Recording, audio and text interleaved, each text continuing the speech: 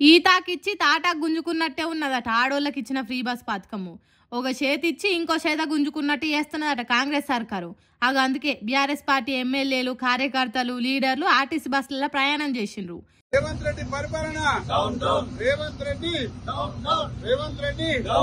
పెంచిన బస్ ఛార్జీలను పెంచిన బస్ ఛార్జీలను పెంచిన బస్ ఛార్జీలను రేవంత్ రెడ్డి రేవంత్ రెడ్డి రేవంత్ రెడ్డి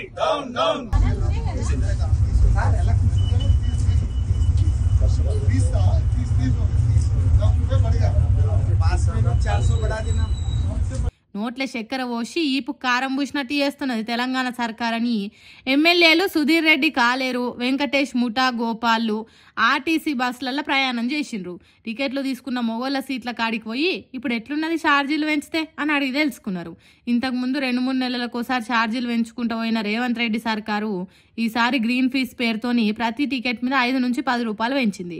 రాబోయే కాలంలో హైదరాబాద్లో అన్ని ఛార్జింగ్ బస్సులను నడపాలనని, వీటి కోసం పైసలు కావాలనని టికెట్ రేట్లు పెంచిండ్రట. ఏడాదికి 110 కోట్ల ఆమ్దాన్ రావాలని అంచనా వేసిండ్రట. సర్కారు ఎట్లనో తిప్పలవాడి తీసుకురావాల్సిన ఎలక్ట్రిక్ బస్సులను జనం జేబులకు కత్తరేసి తీసుకొస్తుందట. ఛార్జింగ్ స్టేషన్లు, బ్యాటరీ బస్సులు రావాలంటే బస్సులు ఎక్కేటోళ్ళ నెత్తిలో చేతులు పెట్టాలని, జనానికి శటగోపం పెట్టకుంటే సర్కారు బ్యాటరీ బస్సులు కొనలేని పరిస్థితి ఉన్నదని ఇట్లా ఛార్జీలు పెంచుకుంటా పోతున్నారట.